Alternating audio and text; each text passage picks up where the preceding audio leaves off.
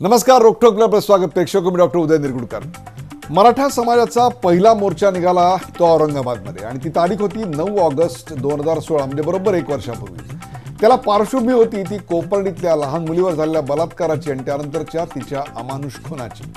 कोपर्डीतल्या बलात्कारांना फाशी देण्याच्या मागणीसाठी तसंच मराठा आरक्षणाच्या प्रलंबित प्रश्नाची तड लावण्याकरता गेल्या वर्षभरात तब्बल 57 मोर्चे काढण्यात आले. यापैकी प्रत्येक मोर्चा हा लाखांचा होता, अत्यंत शिस्तबद्ध होता, शांततामय मार्गाने होता आणि त्याहीपेक्षा सुनियोजित पद्धतीने काढलेला मोर्चा होता. किंबहुना मोर्चाचा आदर्श म्हणून याकडे पाहिलं पाहिजे. या निमित्तानं महाराष्ट्राच्या गावागावातले मराठे एकवटले. या मोर्चांनी खरं तर सरकार हादरून जायला हवं होतं, पण मध्यंतरी झालेल्या ग्रामपंचायतीच्या निवडणुका, नगरपालिका तसंच महानगरपालिका निवडणुका, या निवडणुकांमध्ये हे मोर्चे आणि यातले मुद्दे राजकीय मुद्दे बनले नाहीत, निवडणुकीचे मुद्दे बनले नाहीत. या निवडणुकांमध्ये सत्ताधारी भाजपच एक नंबरचा पक्ष म्हणून पुढे आला.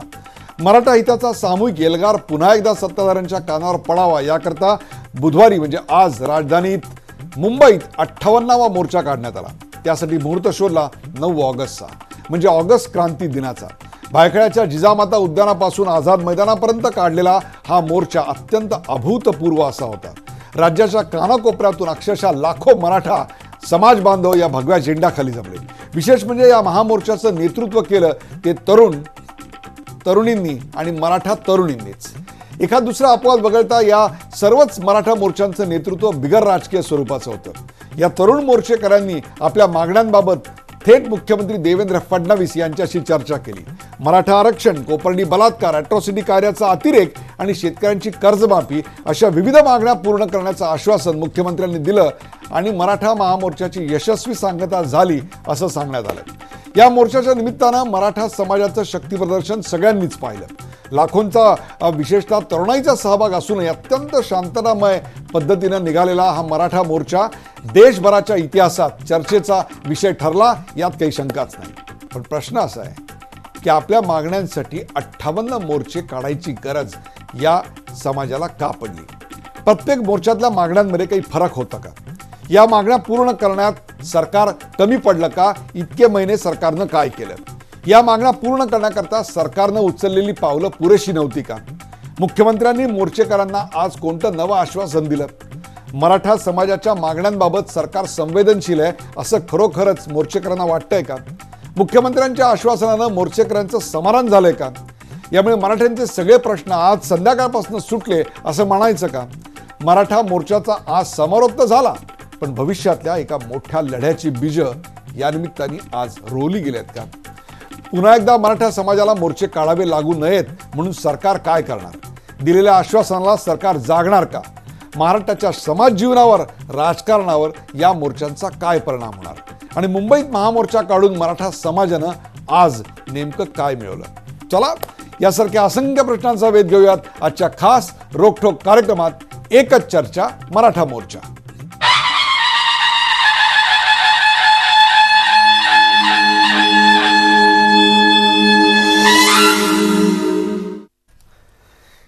एकच चर्चा, मराठा मोर्चा. सुरुवातीला पाहूया या विषयावरचा एक छोटासा रिपोर्ट.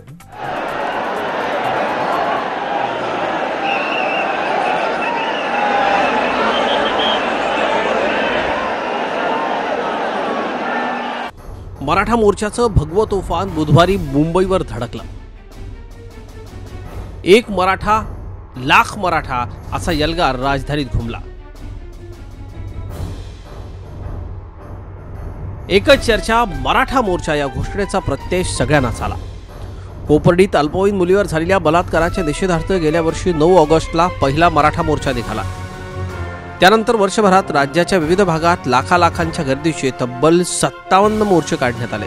बुधवारी क्रांती दिनाच्या मुहूर्तावर मुंबईत निघालेल्या समारोपाच्या मोर्चात कुणी मावळ्याच्या, कुणी शिवबाच्या, कुणी जिजाऊच्या वेशात सहभागी झाले होते. अत्यंत शिस्तबद्धपण, कुठलीही घोषणाबाजी न करता हा मूकमोर्चा भायखळ्यातल्या जिजामाता उद्यानापासून जे उड्डाणपुलावरून आझाद मैदानात पोहोचला. या गर्दीच्या मनात खदखदत असलेल्या असंतोषाला वाट मोकळी करून दिली ती मोर्चातल्या रणरागिणींनी. आमच्या दारात कुणी आलं तर त्याचं सूप भरून दाणे देणारी आमची माय, आमच्या खळ्यावर कुणी आलं तर त्याला पोतभर धान्य देणारी आमची माणसं. पण आज आमच्या अस्तित्वासाठी आम्हाला रस्त्यावर उभं राहावं लागतंय. भाजपचे 42 आमदार राजीनामा देत आहेत आणि इकडे 147 मराठा आमदार हातावर हात ठेवून बसले आहेत. कोपर्डी बलात्काऱ्यांना फासावर लटकवून पीडित मुलीला न्याय द्यावा आणि मराठा समाजाला आरक्षण द्यावं या दोन प्रमुख मागण्या घेऊन या रणरागिणींचं शिष्टमंडळ मुख्यमंत्र्यांना भेटलं.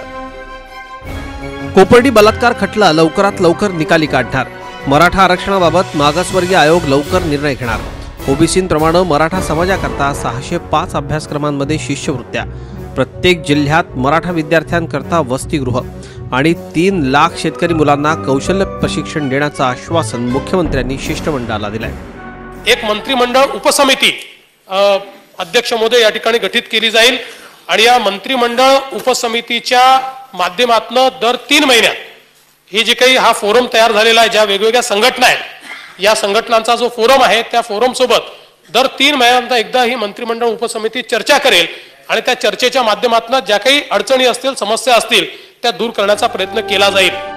सरकारसोबत झालेल्या चर्चेची माहिती खासदार छत्रपती संभाजीराजे आणि काँग्रेसचे आमदार नितेश राणे यांनी आझाद मैदानात उपस्थित जनसमुदायाला दिली. आपली मोर्चाची धार बघून सगळे मराठा समाजातले सगळ्या पक्षातले लोक एकत्र आले. जेवढं शक्य होईल तेवढं आम्हाला काय घ्यायचं होतं ते आम्ही आमच्याकडनं पूर्ण प्रयत्न केलाय. मात्र सरकारच्या या आश्वासनामुळे समाधान न झाल्यानं संतप्त मोर्चेकऱ्यांनी काही काळाकरता दोघांनाही व्यासपीठावरच रोखून धरलं. सरकारने आश्वासनं दिलेले त्यांचा अधिक खुलासा होणं खूप गरजेचं आहे, कारण त्यांनी जे सांगितले त्या गोष्टी आम्हीच सांगितलेल्या मागण्यातच रिपीट करायचा प्रयत्न केला. जे काय मागण्या होत्या त्या पूर्णपणे देण्याचा प्रयत्न केलेला नाही सरकारने. ज्याप्रमाणे आरक्षण असेल, त्याच्यानंतर कर्जमाफी वगैरे जे असेल, हे फक्त आतापर्यंत आपण तुम्हाला मिळणार आहे, देणार आहोत हीच भाषा आज केलेली आहे. पूर्णपणे तुम्हाला दिलेलं आहे, लेखी उत्तर नाही आणि त्यांच्या बोलण्यातही पूर्णपणे स्पष्टीकरण नाही. हे पूर्णपणे फसवेगिरी आहे. याच्यावरती विश्वास न ठेवता मराठा बांधवांनी आपला जो लढा आहे हा पुढे हात चालू ठेवावा. नभूतो अशा स्वरूपाच्या या महाविराट मराठा मोर्चाची सांगता झाली, पण यातून मोर्चेकऱ्यांच्या हाती नेमकं काय लागलं यासाठी आणखी काही काळ वाट पाहावी लागणार आहे. Bureau report, Zee Media. मोर्चेकऱ्यांच्या हाती नेमकं काय लागलं, एकच चर्चा मराठा मोर्चा या विषयावरचा हा रिपोर्ट आपण पाहिला. तर त्याची चर्चा करण्यासाठी आपण आमंत्रित केलं. आपल्या सोबत आहेत राज्याचे महसूल मंत्री चंद्रकांतदादा पाटील. चंद्रकांतदादा, आपलं या कार्यक्रमात स्वागत. आपल्या बरोबर आहेत राष्ट्रवादीचे आमदार शशिकांत शिंदे. शशिकांत शिंदे साहेब, आपलं या कार्यक्रमात स्वागत. आपल्या बरोबर आहेत मराठा महासंघाचे राष्ट्रीय सरचिटणीस राजेंद्र कोंढरे. राजेंद्र कोंढरेजी आज स्टुडिओमध्ये आहेत, त्यांचं स्वागत. आणि मराठा मोर्चा शिष्टमंडळाचे सदस्य संजीव भोर हे देखील आपल्याबरोबर या कार्यक्रमात उपस्थित आहेत. सुरुवात करूया राजेंद्र कोंढरे यांच्यापासून. राजेंद्र कोंढरे, राज्यभरात आतापर्यंत 57 मोर्चे निघाले, आज 58वा मोर्चा निघाला. असं काय तुमच्या पदरात या 58व्या मोर्चामुळे आज पडले असं वाटतंय तुम्हाला? मला वाटतं हा प्रश्न तुम्ही पहिला महसूल मंत्र्यांना विचारलेला बरा. शासनाने जे काही जाहीर केलेल्या घोषणा आहेत त्या घोषणांची माहिती पहिली सरकारने संबंध राज्याला करून द्यावी. आज मुख्यमंत्र्यांनी विधानसभेत दिली आहे, विधानसभेमध्ये दिली आणि तिथे येऊन सुद्धा आमच्या मुलींकडे ते दिलेलं होतं. त्याच्यामध्ये आमची ज्या प्रमुख मागण्या होत्या त्याच्यामध्ये कोपर्डीची पहिली घटना होती की त्याच्यामध्ये समोरच्या पक्षाकडनं बरेचसे खटला लांबवण्याचे प्रयत्न होतात, त्याच्यामध्ये भावना तीव्र आहेत लोकांच्या. दुसरी आग्रही मागणी मराठा आरक्षणाची होती. ह्या मराठा आरक्षणाच्या मागणीमध्ये मध्यंतरी हायकोर्टामध्ये केस होती, त्याच्यातनं ते केसमधनं जे प्रतिज्ञापत्र सादर केलं त्याच्यातून तो डेटा मागासवर्ग आयोगाकडे गेला. पण त्या मागासवर्ग आयोगाकडे जी पुरेशी यंत्रणा लागते की क्विक डिसिजन होण्यासाठी ती यंत्रणा कमी पडते. तर तोही आग्रह होता की त्या यंत्रणा पूर्ण पुरवून तो निकाल लवकरात लवकर 2-4 महिन्यामध्ये घ्यावा, अशी एक आमची आग्रही मागणी होती. तिसरी मागणी अशी होती त्याच्यामध्ये शेतकऱ्यांचं स्वामीनाथन आयोगाच्या शिफारशी, कर्जमुक्ती आणि त्या अनुषंगाने विषय होते. चौथी महत्त्वाची होती की मराठा समाजातला एक गट जो आहे, ह्या गटाला कुणबी प्रमाणपत्र आज बऱ्याच ठिकाणी मिळतं. विदर्भातले मराठे 90% आज मराठा आरक्षणाच्या खाली आहेत. धुळे, जळगाव, नाशिकचा पट्टा, अहमदनगर, पुणे, सातारा, सांगली, कोल्हापूर ह्याही पट्ट्यातल्या काही क्लॅरिटी पाहिजे होत्या. अनेक 10-15 जाती समूहांना असे अडथळे होतात, ते अडथळे दूर करावेत आणि त्यात सुलभ प्रमाणपत्र देण्याची पद्धत करावी म्हणून ती एक मागणी होती. त्यानंतर विद्यार्थ्यांच्या बाबतीमध्ये जी राजश्री शाहू योजना होती की आज विद्यार्थ्यांना ओबीसीचं आरक्षण मिळत नाही, पण किमान सवलती त्या पद्धतीच्या जर मिळाल्या तर किमान त्या विद्यार्थ्याला चांगल्या प्रकारचं शिक्षण घेण्यासाठी एक सहाय्यभूत यंत्रणा उभी राहावी अशी आमची मागणी होती. आणि त्याप्रमाणे मागच्या 6 महिन्यापूर्वी ती राजश्री तुमच्या मागण्या झाल्या. तुमच्या पदरात आज काय पडलं? 58 मोर्चे तब्बल आपल्या नेतृत्वाखाली काढण्यात आले. महाराष्ट्राच्या स्थापनेपासूनचा इतिहास पाहिला असेल एवढंच काय, भारताच्या स्थापनेपासून कुठल्याही समाजानं इतक्या अहिंसक, अत्यंत शांतताबद्ध आणि ज्याला आपण काय म्हणू शिस्तबद्ध पद्धतीनं इतके प्रचंड मोर्चे कधी काढले नसतील. आज 58व्या मोर्चाने तुमच्या पदरात काय मिळालं? काही मागण्या आमच्या मान्य झाल्या, पण ज्या प्रमुख मागण्या आहेत त्याच्यामध्ये मराठा आरक्षणाची जी मागणी आहे ती जोपर्यंत ती मान्य होत नाही तोपर्यंत समाज काय स्वस्थ बसत नाही. मराठा आरक्षणाची मागणी शासन मान्य करणार आहे का त्याकरता सुप्रीम कोर्टात जावं लागेल? सुप्रीम कोर्टात आज काही जाण्याची गरज नाहीये. जर राज्य मागासवर्ग आयोगाचा अहवाल हा जर न्यायालयाच्या पटलावर आला, यापूर्वी देखील आपल्याला मिळालं होतं पण मग ते टिकलं नाही, याबद्दल काय सांगाल? नाही, ते टिकलं नाही. त्याच्यामध्ये काही तांत्रिक अडचणी राहिलेल्या होत्या. त्या तांत्रिक अडचणीमध्ये जो काही डेटा त्या काळातला जमा झालेला होता त्या डेटावर न्यायालय फारसं सक्षम त्याच्यामध्ये समाधानी करत दिसलं नाही. म्हणजे त्यामुळे न्यायाचं आहे, न्यायालयाचं आहे. या प्रकरणाचा विशेषतः कोपर्डी आणि मराठा आरक्षण याचा शासनाशी काय संबंध आहे? हे बघा, त्या यंत्रणेमध्ये मागासवर्ग आयोग असेल किंवा राज्य शासनाला जो काही डेटा गोळा केलेला आहे तर तो क्वांटिफायबल डेटा शेवट शासनच कलेक्ट करतं आणि आयोग करतं. तर त्याच्यामध्ये मराठा समाज कशा पद्धतीने बसतो तर ह्या विषयाचं जे काही मांडणी करायला पाहिजे, ती मांडणी योग्य रीतीने व्हायला पाहिजे. ते कायद्यामध्ये ज्या काही त्रुटी राहिलेल्या आहेत त्या कायद्यामधल्या त्रुटी दूर करणं म्हणून आमची मागणी आजच होतं की घटनात्मक दृष्ट्या वैध असलेलं, कायदेशावर टिकणारं आणि लोकांना संरक्षित अशा प्रकारचं आरक्षण आम्हाला मिळालं पाहिजे. संजीव पवार, आज चर्चेला जे काही प्रतिनिधी गेलेले होते त्या गेलेल्या प्रतिनिधींबद्दल काही वाद, काही शंका उत्पन्न झाल्या आहेत अशी गोष्ट कानावर येते, खरं आहे? नाही, चर्चेला प्रतिनिधी असं म्हणता यायचं नाही. निर्णय असा होता की आमदार लोक जे आमदार आहेत मराठा समाजाचे हे चर्चा करणार होते आणि ते समाजाला प्रतिनिधींना जे समन्वयक आहेत यांना माहिती देणार होते. पण एक मोठा प्रवाह असा होता की आमदार लोक नक्की जेव्हा बैठका होतात मुख्यमंत्र्यांसमोर मराठ्यांच्या विषयावर ते खरंच बोलतात का? मराठ्यांचे हे ज्वलंत समस्या आहेत, एवढे 57 मोर्चांमुळं त्याच्याबद्दल समाजात संभ्रम आहे की आमचे समाजाचे आमदार नक्की बोलतात का आतमध्ये, हाऊसमध्ये असेल किंवा मुख्यमंत्र्यांबरोबरच्या बैठका. आपल्या भगिनींनी सुंदर विचार मांडले की 147 आमदार आहेत आणि तरी सुद्धा मोर्चे काढावे लागतात. बरोबर ना. म्हणून असा एक प्रवाह होता की आमदार लोक जर काय बोलतात ना हे तरी जाऊन बघितलं पाहिजे. मग ते जाऊन बघायचं तर मग एवढ्या मोठ्या समाजातून आम्ही इतके मोर्चे काढलेत आणि एवढे समन्वयक आहेत. या आंदोलनाला कोणी एक नेता नाही हे वास्तव आहे, आपल्यापर्यंत ते आहे. मग अशा परिस्थितीत अतिशय एकीकडे आंदोलन सुरू आहे, आझाद मैदानावर लाखोचा जनसमुदाय आहे आणि दुसऱ्या बाजूनी हे सगळं बघायचं आहे का प्रत्यक्ष कृती होती की नाही आमच्या समस्यांवर. तर म्हणून घाईघाईत जे उपलब्ध होते अशी मंडळी तिथे गेली. एवढ्यावरच नाही, आमचे 250, 300, 400 लोक. इतक्या प्रचंडरित्या ऑर्गनाइज्ड हे सगळं तुमचं चाललेलं आहे, इतकं सुयोजित चाललेलं आहे.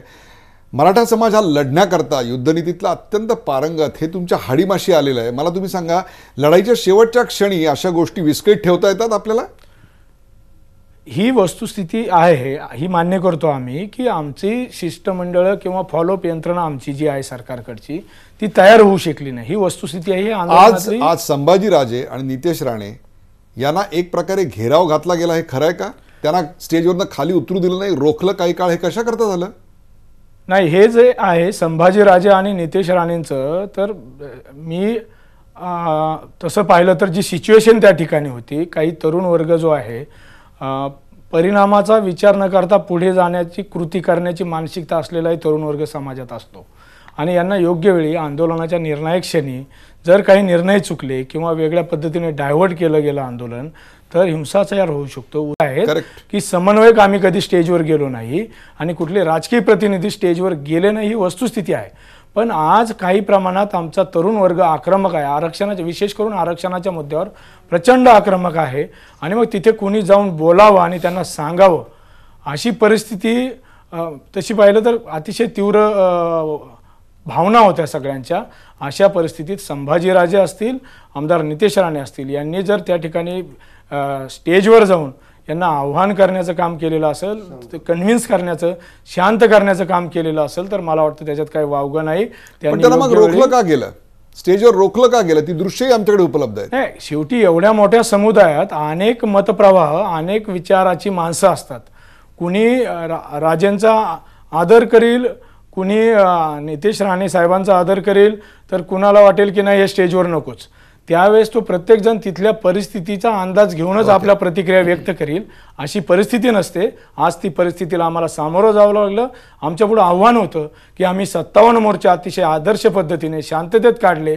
58व्या मोर्चात जर काही उद्रेक झाला, काही गालबोट लागलं तर आमच्या सगळ्या आतापर्यंतच्या मोर्चांवर पाणी फिरल्यासारखं राहिलं असतं. आमच्या पत्रात एकतर काही पडायला तयार नाही. दुसऱ्या बाजूने आमची जर अशा उद्रेकातून काही हानी झाली असती तर आमचा आणखी बुडत्याचा पाय खोला. पण तरी देखील त्याला रोखलं गेलं ही वस्तुस्थिती, ही सत्यता आपण मान्य करता? नाही, रोखलं गेलं म्हणण्यापेक्षा प्रतिक्रिया व्यक्त करत होते लोक. काही लोक म्हणत होते की आता स्टेजवर गेले उतरू नका. त्यांच्याविषयी शंका का आली हा खरा मुद्दा. आपण नंतर आपण त्या मुद्द्याची चर्चा करूया. सध्या तो पार्किंगवर ठेवूया. चंद्रकांत दादा, आपल्या काळामध्ये एका मोठ्या समाजाला 57 मोर्चे काढावे लागतात. आजचा 58वा मोर्चा एल्गार म्हणून शेवटी आपल्या सरकारच्या राजधानीवर काढावा लागतो. हे कशाचं लक्षण आहे? 57 मोर्चे निघेपर्यंत आपलं सरकार काय करत होतं? या 58व्या मोर्चामध्ये आपण त्यांना असं काय दिलं की जेणेकरून मोर्चाची यशस्वी सांगता झाली असं सांगावं लागतं आज? दादा,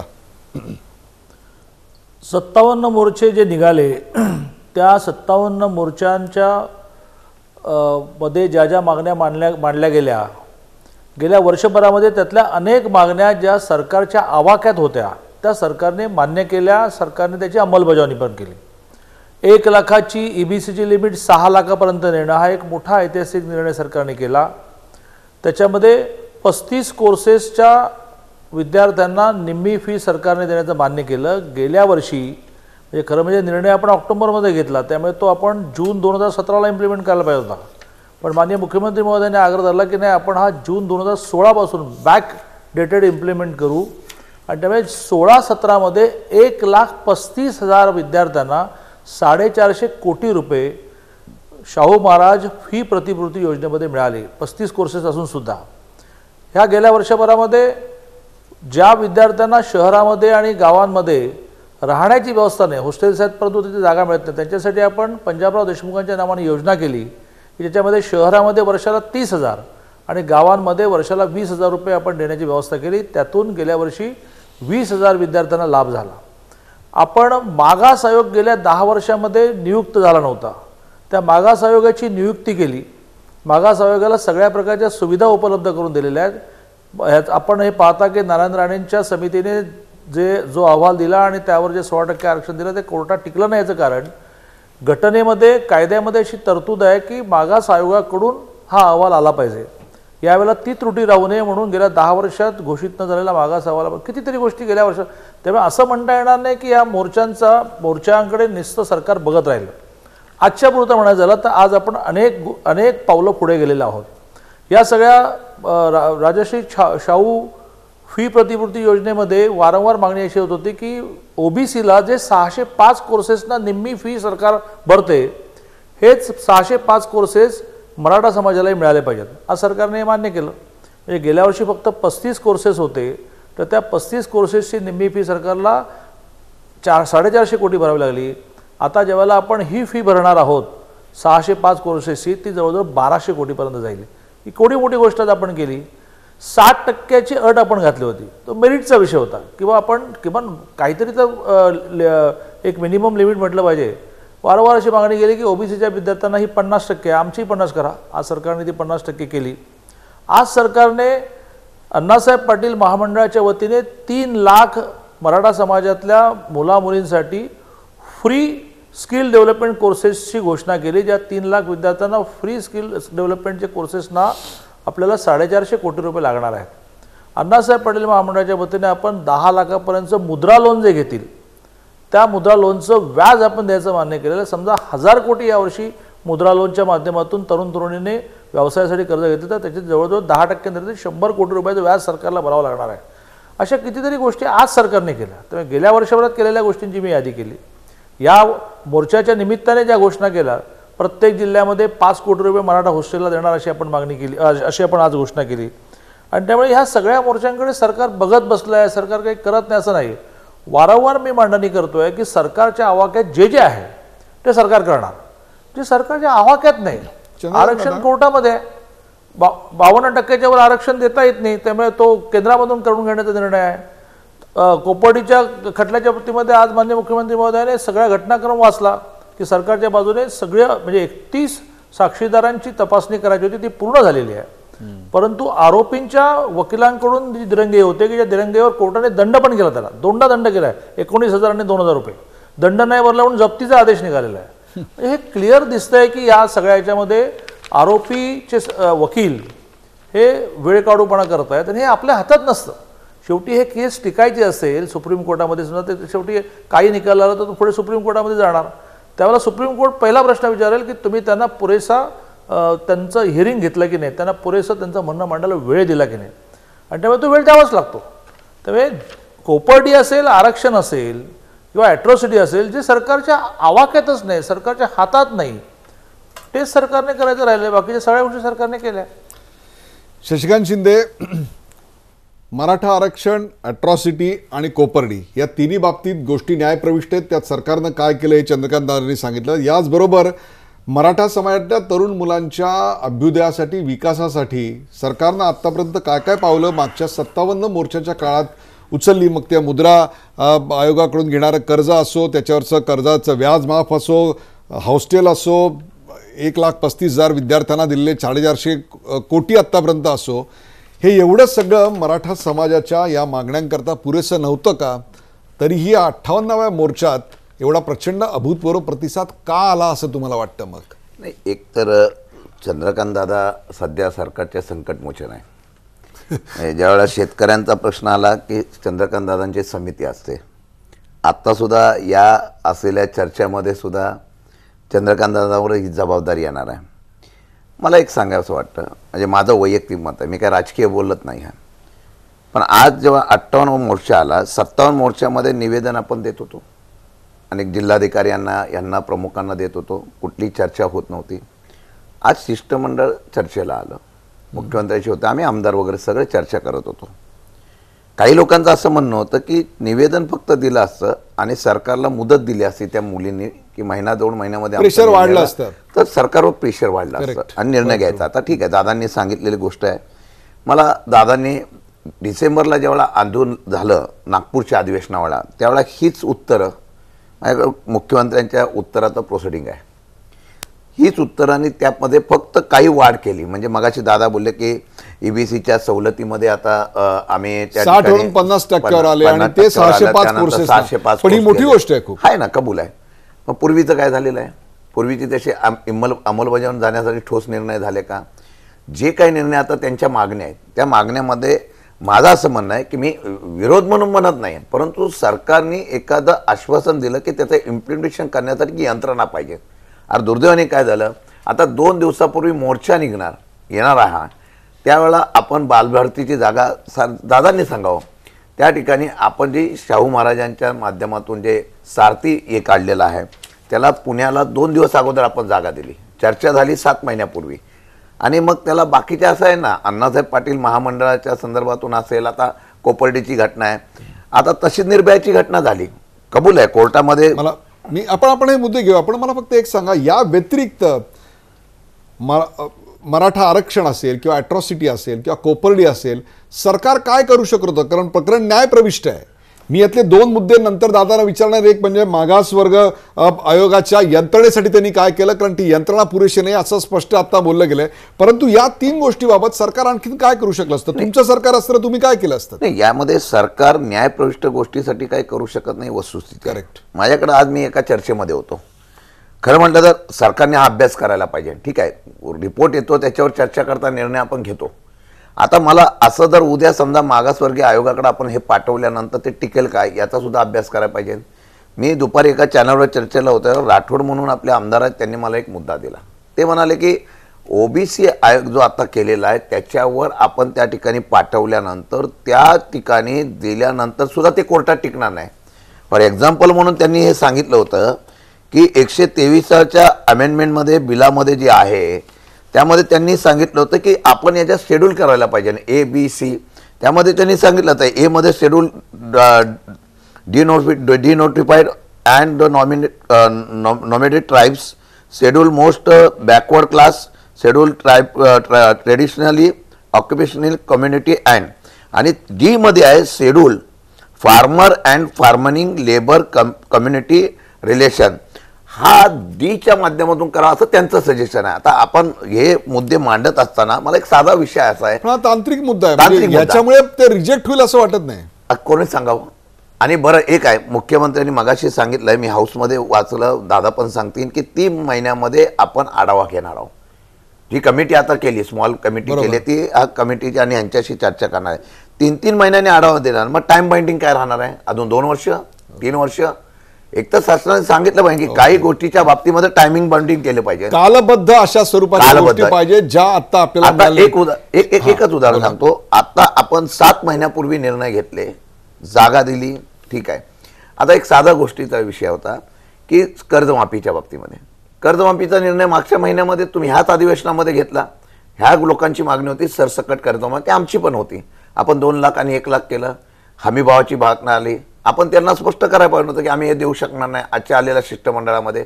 त्यानंतर तुम्ही सांगितलं की शेतकऱ्यांची जमीन जबरदस्ती घेऊ शकत नाही, मग समृद्धी आणि निवळीची जमीन तुम्ही तशी घेताय. ह्या काही भूमिका आहेत. या भूमिका घेत असताना काही निर्णय चांगले आज मुख्यमंत्र्यांनी चांगले, पण इम्प्लिमेंटेशन झाले पाहिजे प्रत्यक्ष कृतीत. आज सरकारवर विश्वास नाही. ही मला ब्रेकवर जाण्यापूर्वी एक छोटासा प्रश्न, विशेषतः राजेंद्र कोंढरे यांना. मराठा आरक्षण असेल, अट्रॉसिटी असेल किंवा विद्यार्थ्यांच्या ज्या मागण्या होत्या त्याबद्दल या सरकारची नियत खोटी असं आपल्याला वाटतंय. सरकारला हे करायचं नाही, सरकारला आपल्याला मदत करायची नाही, सरकारला मराठा समाजाला न्याय द्यायचा नाही, अशी भूमिका आहे का? आता जी एक वेगळी मांडणी इथे शशिकांत शिंदे करतात ती म्हणजे याच्या अंमलबजावणीतले दोष दूर करण्यात सरकार कमी पडते. नेमकं कुठलं म्हणणं आपल्याला मान्य आहे? सरकारची जी भावना आहे, पहिले मोर्चे 10 ते 15 निघाले, तोपर्यंत त्याची दखल घेतली गेली नव्हती. परंतु जशी मोर्चाची गर्दी वाढत घेतल्यानंतर ती गती वाढली आणि त्याचा दबाव शासनावर तयार झाला. म्हणून आम्ही जी निवेदनं दिली की सरकारशी चर्चा कुणीच करायला तयार नव्हतं, म्हणून त्या निवेदनातनं असं संदर्भ आला की निवेदन सरकार आमदार खासदारांना पाठवली. सरकारने सुमोटो डिसिजन जाहीर करावे.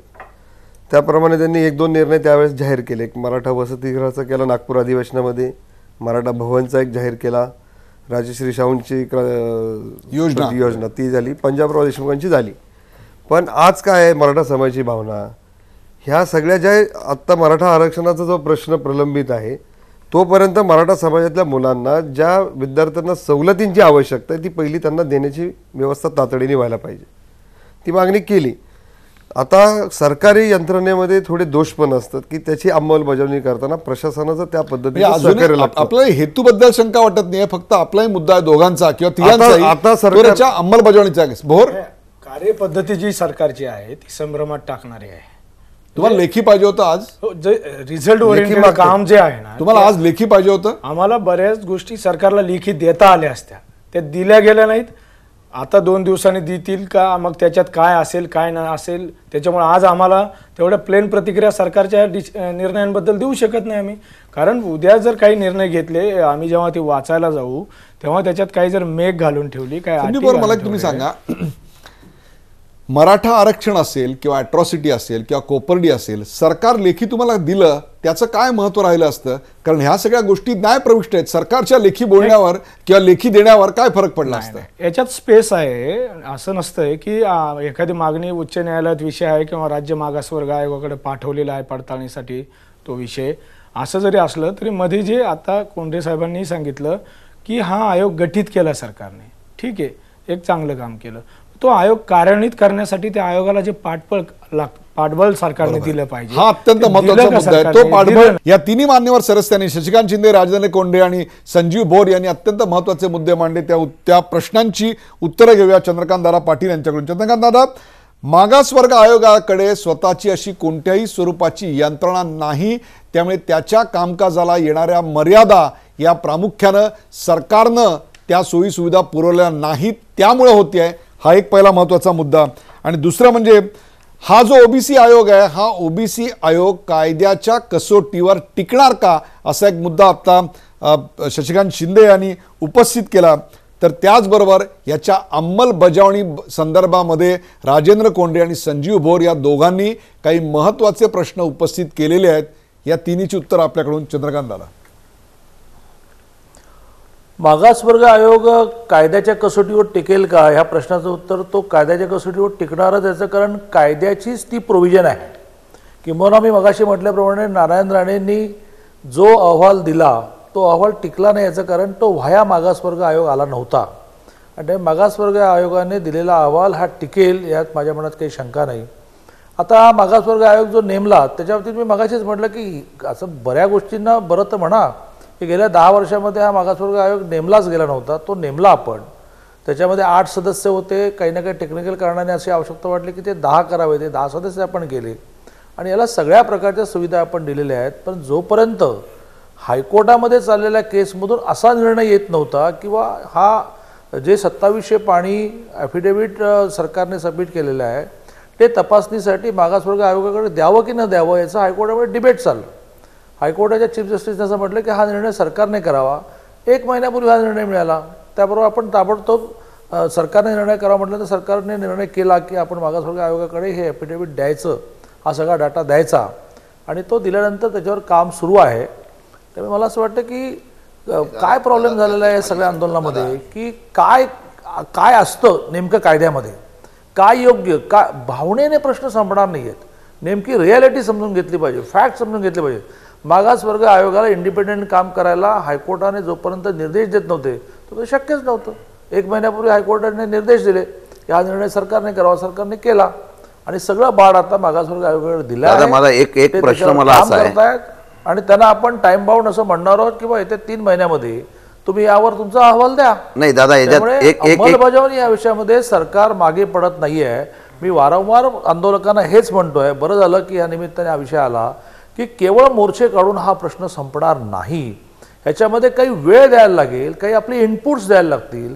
अनेक मराठा समाजातल्या चांगल्या चांगल्या वकिलांनी, अभ्यासकांनी, संशोधकांनी, तसं सदानंद मोरे पुढे आले किंवा सारथी जी सरकारने नेमली बार्टीच्या धर्तीवर की मराठा आणि कुणबी समाजामधल्या चालीरीतींचा अभ्यास करणं, त्यांच्या गरिबीचा विचार करणं, त्यांच्या बेरोजगारीचा विचार करणं आणि ती बेरोजगारी आणि ते अज्ञान संपवण्यासाठी काही नवनवीन प्रकल्प राबवणं, त्या सारथीमध्ये सदानंद मोरे पुढे आले. ते म्हणाले मी यात वेळ देतो आणि त्यांनी त्याच्यावर काम सुरू केलं. 3 महिन्यात त्यांनी त्याचा अहवाल द्यायचा आहे.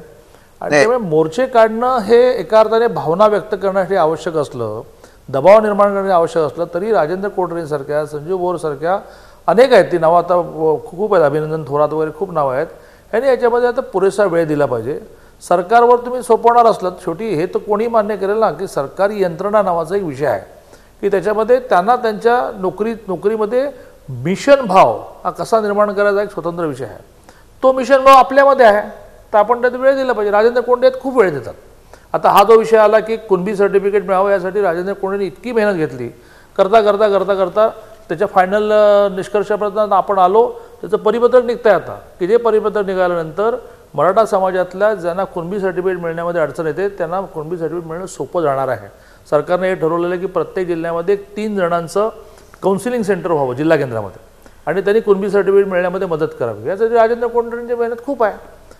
त्यामुळे मला असं वाटतं की सरकारचीच सगळी जबाबदारी आहे असं म्हटलं तर मग ते सरकारी स्पीडने चालणार असं मला वाटतं. दादा एक काही काय अत्यंत महत्वाचे मुद्दे शशिकांत शिंदे मांडतात. मला दादा एक विषय असा मी मांडायचा आहे की मग आपण जी एक चर्चा चालली ओबीसी समाजाचा असं समज होतो की आपल्या या आरक्षणाचं जे काही हे काढून आपण त्या ठिकाणी मराठा समाजाला देणार आहे. मगाशी चर्चा करताना आपण मगाशी डॉक्टरचा 1 मिनिट माझंच पण 51% वरती आपण आरक्षण देऊ शकतो का? मग 51% वरती आरक्षण देत असो तर ते आपण त्या ठिकाणी टिकू शकतो का? हा जो प्रश्न जो आहे सर्वसामान्य लोकांमध्ये आणि ओबीसी समाजामध्ये, कारण आपल्या लोकांनी मागणी करताना असं केलेलं आहे की कुठल्याही परिस्थितीमध्ये कोणत्याही समाजाचं आरक्षण काढून आम्हाला न देता वाढीव आपल्याला आरक्षण देता येतं का? माझ्या माहितीवर 60% वरती देता येतं असं आहे आपल्याकडे शिल्लक. तर त्या पद्धतीत का एवढं क्लेरिफिकेशन जरी झालं तर त्या आयोगाच्या समोर आपण जाऊन तेवढं टिकू शकतो किंवा कोर्टात टिकू शकतो, अन्यथा टिकू शकत नाही अशी परिस्थिती निर्माण होऊ शकते. ओबीसीच्या आरक्षणाला धक्का न लावता 16% ॲडिशनल आर्थिकदृष्ट्या मागास समाजाला मिळवण्याचा हा प्रयत्न आहे की ज्या प्रयत्नामध्ये हे क्लिअर आहे की तमिळनाडूमध्ये 52%च्या वर आरक्षण मान्य झालं. याचं कारण त्याने 52%च्या वरचा जो वर्ग आहे तो आर्थिक आणि सामाजिक मागास आहे सिद्ध करण्यात ते यशस्वी झाले. आपण ते यशस्वी झालो नाही म्हणून आपल्याला स्टे मिळाला. आता मागासवर्गीय आयोगाच्या माध्यमातून आणि गेले 2 वर्ष सरकारने गोखले इन्स्टिट्यूटच्या माध्यमातून खूप मेहनत घेतली. त्यातून 2700 पाणी पुरावे सादर झाले, एफिडेव्हिट सादर झालं. त्यातून आपल्याला हे सिद्ध करायचं आहे की 52%चा स्लॅब क्रॉस करून आम्हाला 16% द्यावं लागेल, कारण हा आमचा समाज आर्थिक आणि सामाजिक मागास आहे. हे सिद्ध करण्यामध्येच मराठा समाजातल्या विचारवंतांनी इनपुट्स देण्याची आवश्यकता आहे मिशन म्हणून. तर ते 16% टिकेल, नाही तर नाही टिकणार. काय सांगाल मग त्याच्यासाठी ही मागणी केंद्रामध्ये आपल्याला घटनेमध्ये पटते? बदल करावा लागेल आणि घटनेमध्ये बदल करून 52%चं कॅपिंग काढावं लागेल. ते 52% याच्यात दोन कॅपिंग भाग आहेत. केंद्र सरकारला नजीकच्या काळात काढावंच लागेल. याचं कारण 4 राज्यामध्ये हे 52%चं कॅपिंग क्रॉस करण्याचा विषय आलेला आहे. हरियाणामध्ये आलेला आहे हा विषय, गुजरातमध्ये आलेला आहे, राजस्थान, महाराष्ट्रामध्ये आलेला विषय, राजस्थानमध्ये पण आला. बोला सर. माझा ह्याच्यामध्ये हरियाणा, राजस्थान, गुजरात, महाराष्ट्र 4 ठिकाणी आलाय. पण तो केंद्र निर्णय करेल. केंद्रामध्ये त्यासाठी 3/4 मेजॉरिटी लागेल. त्यामुळे आपल्याला आता आपल्या हातात काय आहे की 16% रिझर्वेशन का द्यायला पाहिजे हे आपल्याला सिद्ध करता आला पाहिजे की हा समाज मागास आहे आर्थिक आणि सामाजिक. तर आपल्याला ओबीसीच्या रिझर्वेशनला हात न लावता ॲडिशनल 16% देऊन ते कोटात टिकेल, जे तामिळनाडूचं टिकलं. राजेंद्र कोंडरे, एक गोष्ट मला महाराष्ट्रातल्या मराठा तरुणांना आवर्जून सांगायची. आज जो आरक्षणाचा माहोल ज्या पद्धतीने चालला होता, भावना होत्या त्यांच्या मराठा आरक्षण, काही गोष्टी अज्ञानामुळे पण वाढत जातात. आपण एंटायर महाराष्ट्राचं हे परत परत सांगण्याची वेळ काय येते की ह्याच्यातनं एक रोष तयार होतोय की आज मराठा समाजाचं जे प्राबल्य महाराष्ट्रामध्ये आहे, या 3 गोष्टी आपण अत्यंत जबाबदारीने मी या ठिकाणी बोलतोय. 1960च्या पूर्वीचा जो महाराष्ट्र होता त्याच्यामध्ये जे विदर्भ, जो CP बेरारचा प्रदेश होता, ह्या भागामधल्या मराठा समाजाच्या त्या काळातल्या नोंदी कुणबी म्हणून होत्या, त्यांना आज आरक्षणाच्या लाभामध्ये आहेत. मराठवाडा हैदराबाद स्टेटमध्ये होता आणि हैदराबाद स्टेटमध्ये असल्यामुळं तिथं जाती लिहिण्याच्या पद्धती वेगळ्या होत्या, मराठा मरगट्टा होत्या. उरलेला जो मुंबई प्रदेश आहे, त्या मुंबई प्रदेशमध्ये जळगाव, खानदेशपासून नाशिक आणि नगरपासून कोल्हापूरपर्यंत इथं जवळपास 50 ते 60% लोकांच्या नोंदी कुणबी मराठा, कुळवाडी अशा लिहिल्या गेल्या आहेत. बरोबर आहे. आता काय आहे तर जातीचं प्रमाणपत्र ओबीसीचं कसं मिळतं किंवा कुठल्याही नवबुद्ध समाजाचं असेल किंवा महार समाजाचं, तर त्याच्या अगोदरचा, तर ही गोष्ट मला महाराष्ट्राला क्लिअर करायची आहे. 1967ला आपल्या राज्यामध्ये ओबीसीची यादी झाली, त्याच्यामध्ये कुणबी आहे. 1 जून 2000ला मराठा कुणबीचा आहे. ह्या मानव दिनांक जो 67चा आहे त्याच्या अगोदर एखादी नोंद कुणबी किंवा कुणबी मराठा असेल किंवा मराठा कुणबी असेल तर त्या माणसांना आज देखील मराठा समाजाच्या लोकांना कुणबी म्हणून प्रमाणपत्र मिळतं. कारण एका अर्थाने कुणबी आणि मराठा एक आहे अशी जी आम्ही मांडणी करतो त्याचा ते रेफरन्स आहे.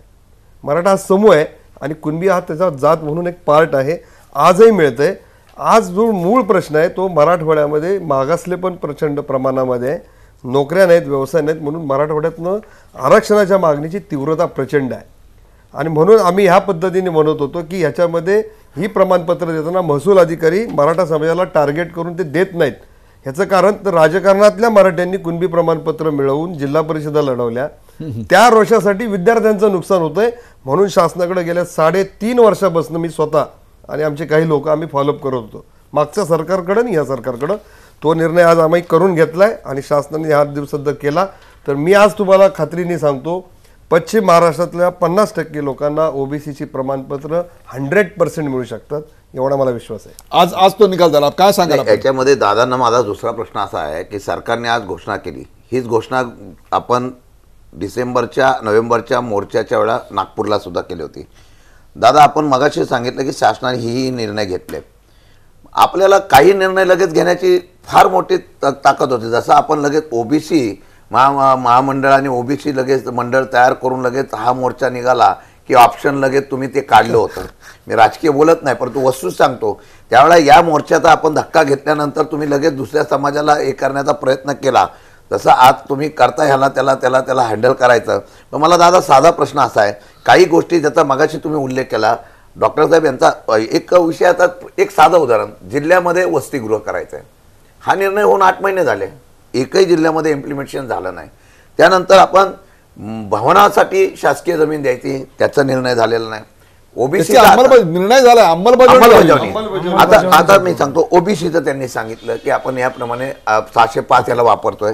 दादा माझ्याकडे हा कागद आहे तुमच्या सांगलीचा, तुम्ही पालकमंत्री म्हणून आज तिथला सांगतो. अण्णासाहेब पाटील आर्थिक विकास महामंडळाच्या जाचकाठी आहे. आपल्या जिल्ह्यातून दादा फक्त सांगली जिल्ह्यामधून 15 फक्त 4 जणांनी फक्त ॲप्लिकेशन या ठिकाणी केलं आणि त्याचं फक्त मंजूर झाला. आता मला सांगा दादा, यामध्ये 36 जिल्ह्यांनी फक्त 6 स्टाफ आहे.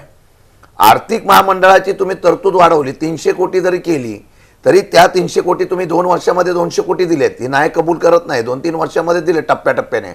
पण त्या जाचकाठी तुम्ही जर शिथिल केला नाही तर कोण तिथे कर्ज, कसं त्यांना कर्ज मिळणार? ही जी आता एक उदाहरण तुमचं आहे की त्याच्यामध्ये महामंडळाला कर्ज परतफेडती करे आगाऊ धनादेश जमा करावेत, एक उदाहरण म्हणून मी दिलंय. अशा अटी आहेत, मी काय एवढा वेळ घालत नाही, पण हे इतक्या जागा अटी आहेत म्हणजे तुमच्या या अटीमुळे त्यांना कर्जच मिळत नाही. मग शेवटी त्या माणसाला लाभ कसा मिळणार, हा तरुणाला लाभ कसा मिळणार ही अडचण आहे. राहिली नोकरीच्या बाबतीमध्ये, आता आपण मेक इन इंडियाच्या माध्यमातून नवीन रोजगार उपलब्ध करू म्हणून सांगितलं, परंतु आता या नोटाबंदी आणि बाकीच्या ह्याच्यातून आज पूर्णपणाने तरुण जो आहे, जो शेतकऱ्यांचा मुलगा आहे, शेतीला भाव नाही, हमी भाव नाही, स्वामीनाथन आयोग नाही, ठीक आहे, पण आज मेजर जो आहे मराठा हा शेतकरी आहे. मग त्याचा मुलगा नोकरीला जावा तर दादा आजची परिस्थिती अशी आहे, उद्योगधंदे हे डबघाईला आल्यामुळे तो रोजगार बेरोजगार झालेला आहे. मग त्याला व्यवसायाला तुम्ही प्रोत्साहन देण्यासाठी अगदी योग्य. कार्यक्रमाच्या शेवटाला नेताना खरं तर दादा हाच मुद्दा मला चर्चेला आणायचा होता. मग ते गुजरातातले पटेल असतील, राजस्थानातले गज्जर असतील किंवा इथले मराठे असतील, मूळ मुद्दा आहे तो राजकारणापेक्षा सुद्धा इथल्या आर्थिक मागासलेपणाचा आहे, संधी उपलब्ध नसण्याचा आहे. मराठवाड्यामध्ये फक्त मराठ्यांच्याच मोर्चाला रिस्पॉन्स मिळतो असं नाही, तुम्ही कुठल्याही जातीचा मेळावा घेतलात तरी 2-5 लाख लोक सहज गोळा होतात. याचं कारण मराठवाड्यामधल्या तरुणांना आज स्वतःच्या विकासाच्या संधी ज्या खानदेशात मिळतात, मुंबई पुण्याकडे मिळतात, तशा तिकडे मिळत नाहीत. हे याचं मूळ आहे. याच्याकरता आपलं सरकार काय करणार आहे? 58 मोर्चे पार पडले, आज आपण ती वेळ निभावून दिलीत, परंतु यापुढे 59वा मोर्चा निघणार नाही याचं आश्वासन देण्याकरता आज महाराष्ट्राला काय सांगाल? कार्यक्रमाच्या शेवटी मला असं वाटतं तुम्ही काही महत्त्वाची गोष्ट सांगावीत. चंद्रकांत दादा, आज जी आपण घोषणा केलेली आहे की स्किल डेव्हलपमेंटच्या साठी 3 लाख विद्यार्थ्यांना मोफत आपण संधी उपलब्ध करून देणार, ज्याच्यावर 450 कोटी रुपये खर्च करणार. कारण शेवटी महाराष्ट्रामधल्या ग्रामीण भागामध्ये शेतीतलं उत्पादन जसं वाढवलं पाहिजे तसं शेतीच्या उत्पादनावर आधारित उद्योगधंदे वाढवले पाहिजेत. हे उद्योगधंदे वाढवण्यासाठी स्किल, कौशल्य विकसित करण्याची आवश्यकता आहे. स्किल डेव्हलपमेंट म्हणताना शहरी स्किल नाही तर ग्रामीण भागामध्ये आवश्यक असणारं स्किल डेव्हलप करण्याची आवश्यकता आहे. त्या प्रकारचे कोर्सेस सरकारचं स्किल डेव्हलपमेंट डिपार्टमेंट तयार करते आहे आणि त्याच्या माध्यमातून एकदा स्किल मिळाल्यानंतर त्याला व्यवसाय स्वतःचा करता यावा. म्हणूनच आज असं म्हटलेलं आहे की मुद्रा योजनेतून ज्यांना लोन मिळेल त्याचं पूर्ण व्याज सरकार भरेल. 1000 कोटी रुपयाचं तरी वर्षभरामध्ये हे लोन डिस्बर्स व्हावं अशी कल्पना आहे. मगाशी म्हटल्याप्रमाणे 10% जरी व्याज धरलं तरी वर्षाला 100 कोटी रुपयाचं व्याज सरकार भरेल. या 3 लाख विद्यार्थ्यांनी जर स्किल डेव्हलपमेंटच्या माध्यमातून स्किल अवगत केलं आणि 1000 कोटी रुपयाच्या लोनच्या माध्यमातून काही लाख विद्यार्थ्यांनी आपापले उद्योग सुरू केले तर त्याच्यातून रोजगार निर्माण होईल. शिक्षणामधून समजा त्यांना नोकऱ्या मिळणार असतील तर त्या शिक्षण त्यांना सहज मिळावं म्हणून तर आपण 605 कोर्सेसना 50% फी सरकार भरणार असं म्हटलं आणि 465 अहवाल घ्या किती लोकांना कर्ज मंजूर झालं तेवढा घ्या, मग तुम्हाला कळून येईल. भागातल्या लोकांमध्ये गरिबी असल्यामुळे त्यांना जे शिक्षण मिळत नाहीये त्या शिक्षणाची मोठी सोय सरकारने उपलब्ध करून दिली की चला तुझी निम्मी फी आम्ही भरतो आणि ज्याच्या माध्यमातून पॉलिटेक्निकला जा, तू इंजिनिअरिंगला जा, तो MBA ला जा. आणि त्यामुळे ग्रामीण भागामधलं शिक्षण वाढवणं, कौशल्य वाढवणं, व्यवसाय सुरू करायला प्रोत्साहन देणं या माध्यमातून हा जो मोठ्या प्रमाणावर मराठवाड्यातला आणि खरं म्हणजे पश्चिम महाराष्ट्रामधले सुद्धा काही तालुक्यामध्ये जिथे दुष्काळ आहे त्या भागामधला आर्थिक प्रश्न आपल्याला सोडवता येईल. आणि ही अंमलबजावणी करण्यासाठी सगळ्या स्वयंसेवी संघटनांनी पुढे यायला पाहिजे. आता शशिकांत शिंदे म्हणाले की का अडचणी येतात, त्या अडचणी दूर करण्यासाठी समोर यायला पाहिजे. असं आता मी म्हटलं की कोणत्यानी कुणबी सर्टिफिकेट पटकन मिळावं यासाठी काही प्रस्ताव मांडले. त्या प्रस्तावामध्ये आम्ही एक प्रस्ताव ॲड केला की प्रत्येक जिल्हा केंद्रामध्ये 1-3 जणांचं काउन्सिलिंग सेंटर असलं पाहिजे की जे त्यांना तो फॉर्म भरण्यामध्ये आणि सर्टिफिकेट जोडण्यामध्ये मदत करेल. आणि त्यावेळेस सगळ्यांनी मिळून जर प्रयत्न केले तर ही कोंडी फोडून. रिझर्वेशन हा एक मार्ग आहे, त्याच्यातून सगळे प्रश्न संपणार नाहीत, कारण ते आहे 16%. सरकारी नोकऱ्या बघायला आहेत किती. हे बघा 200 कोटी रुपये तुम्ही अण्णासाहेब पाटील महामंडळाला दिले, त्यातले किती खर्च झाले तेवढा आढावा घ्या, मग त्याच्या कळून यायला आपल्याला किती. संजीव बोर शेवटचा मुद्दा, संजीव बोर शेवटचा मुद्दा. दादा आपण म्हटलात मागाशी की आम्ही जे करतो त्याच्याबद्दल बरं बोला. आमचं तर म्हणणं तुम्ही एवढं चांगलं करा, आम्ही त्याच्या दुप्पट चांगलं बोलू. आपल्याला जाहीर विनंती करतो आता की आज आपण जे काही या ठिकाणी घोषणा केलेल्या आहेत सरकारने त्याची अंमलबजावणी, याचे शासन निर्णय अतिशय खुल्या मनाने लेखी शासन निर्णय दादा. सरकारबद्दल जे निकष आणि अटी जे आहेत ना त्या कशा कागदावर कशा याच्याबद्दल इतकी भीती वाटते, संभ्रम आहे. दादा पुन्हा तोच मुद्दा येतोय. सरकारच्या अंमलबजावणीच्या क्षमतेविषयी वारंवार इथे प्रश्न उपस्थित होत आहे. त्याबद्दल काही कालबद्ध असं आपण सांगू शकाल का की हो यावेळेला ही हॉस्टेल उभी राहतील? एक मुद्दा निघाला. बोला उदयजी, बोला. उदयजी मगाशी एक मुद्दा निघाला होता की दर 3 महिन्यांनी तुम्ही आढावा घेणार आहात मंत्रिमंडळाची उपसमिती करून. ते आरक्षणाचं नाहीये, तर याच वेगवेगळ्या ज्या योजना आपण घोषित करतो त्याचा आढावा सतत घेतला गेला पाहिजे. दादा एक मिनिट, दादा लोकांनी वर्षभरापूर्वी आंदोलन सुरू केलेलं आहे. दर 3 महिन्यांनी तुम्ही जर त्या ठिकाणी वेळ घेत बसला तर नक्की किती दिवसांनी इम्प्लिमेंट करणार? घेऊ दादा, मी सगळ्यांना विनंती करतो, चर्चेची वेळ संपलेली आहे. प्रेक्षक एकच चर्चा, मराठा मोर्चा या विषयावरची रंगलेली चर्चा आपण पाहिली. सरकारनं मराठा समाजाच्या काही मागण्या मान्य केल्या, पण मराठा आरक्षणाची मुख्य मागणी अजून प्रलंबित आहे. ती मान्य होईपर्यंत मराठा समाज स्वस्थ बसणार नाही असं मराठा महासंघाचे राजेंद्र कोंढरे यांनी आज स्पष्ट केलं. मराठा आमदार समाजाचे प्रश्न मुख्यमंत्री आणि सरकार पुढे मांडतात की नाही याबाबत समाजाच्या मनात संभ्रम आहे, शंका आहे. सरकार सोबत वाटाघाटी करणाऱ्या शिष्टमंडळात नेमकं कोण असावं याबाबत शेवटच्या क्षणी देखील संभ्रम होता असं शिष्टमंडळातले सदस्य संजीव बोर यांनी आज खुलेपणानं मान्य केलं. छत्रपती संभाजीराजे आणि नितेश राणे यांना काही मोर्चेकरांनी घेराव घातला हे सत्य आहे, पण तरुणांच्या तीव्र भावनांची ती प्रतिक्रिया होती. तिथं कोणताही उद्रेक होऊ नये म्हणून याची काळजी घेतली गेली असं ते म्हणाले. सरकारच्या आवाक्यात ज्या मागण्या होत्या त्या सरकारनं मान्य केल्या. मराठा समाजासाठी EBC सवलती, राजर्षी शाहू शिष्यवृत्ती योजना, विविध अभ्यासक्रम प्रवेशात सवलती, मराठा विद्यार्थ्यांसाठी प्रत्येक जिल्ह्यात वसतिगृह असे अनेक निर्णय सरकारनं घेतलेले आहेत. मराठा आरक्षणात कोणत्याही प्रकारची तांत्रिक त्रुटी राहू नये याकरता मागासवर्गीय आयोगाची स्थापना देखील केली, पण 52% जास्त आरक्षण देता येत नाही. काही गोष्टी सरकारच्या आवाक्याच्या बाहेरच्या आहेत. ही सगळी वस्तुस्थिती आज महसूल मंत्री चंद्रकांत दादा पाटील यांनी मांडली. नागपूर अधिवेशनात देखील अशाच थाटाची उत्तरं सरकारनं दिली होती. मागासवर्ग आयोगाची स्थापना सरकारनं केली, पण त्यानंतरही मराठा आरक्षणाचा निर्णय न्यायालयात टिकेल का याबद्दल एक तांत्रिक मुद्दा राष्ट्रवादीचे आमदार शशिकांत शिंदे यांनी आज उपस्थित केला. सरकारनं जी आश्वासनं दिली त्याबद्दल कालबद्ध अशी उपाययोजना आखल्या गेल्या पाहिजेत असंही ते आवर्जून म्हणाले. प्रेक्षको, लढवय्या अशी ओळख ज्या मराठा समाजाची आहे त्या समाजाला वारंवार रस्त्यावर उतरावं लागतंय. महाराष्ट्रातल्या मराठा समाजाच्या मनात प्रचंड मोठी आग धुमसती आहे हे सत्य आहे. त्याचा लावा होऊ शकतो याची जाणीव सत्ताधाऱ्यांना देखील आहे, म्हणून त्यांनी काही पावलं उचलली आहेत हे देखील सत्य आहे. पण केवळ एखाद्या समाजाचा मोर्चा म्हणून याच्याकडे आपण पाहणार आहोत का हा खरा सवाल आहे. खरं तर यामागची कारणं ही आर्थिक आणि सामाजिक पदर जाणून घेऊन समजून घेतली पाहिजेत. 58 वेळा मोर्चे काढणाऱ्या मराठा समाजाला साठी देखील एक प्रकारे हा काळ अग्निपरीक्षेचा आहे. आतापर्यंत वाट जेवढी बिकट होती त्यापेक्षा पुढची वाट ही अधिक बिकट असणार आहे. त्या दृष्टीनं मराठा समाजाची पुढची वाटचाल केली पाहिजे. पुन्हा मोर्चे काढायची वेळ येऊ नये याची खबरदारी जशी मराठा मोर्चाच्या आयोजकांची आहे तशीच ती खबरदारी सरकारनं देखील घेतली पाहिजे. दोघांनीही एक पाऊल पुढे टाकत खरं तर समन्वयानं हा प्रश्न सोडवला पाहिजे. या चर्चेत सहभागी झाल्याबद्दल सर्व मान्यवरांचे आभार. ताज्या बातम्यांसाठी पाहत राहा झी24 तास. राहा एक पाऊल पुढे.